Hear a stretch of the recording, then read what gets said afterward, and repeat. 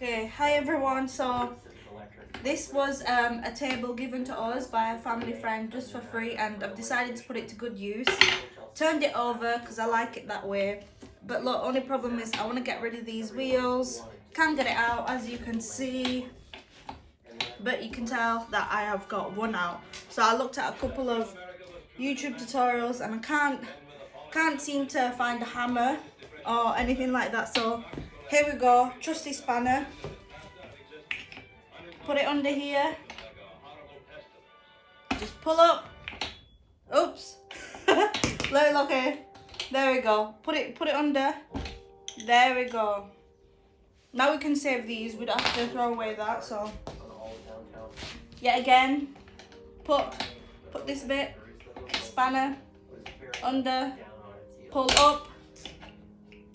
Magic. Last one. Under like that.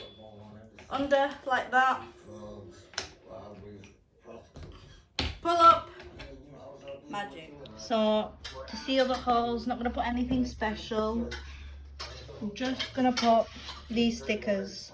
These are, I think they're, I don't know. I don't know. I will put how many millimeters that is in diameter.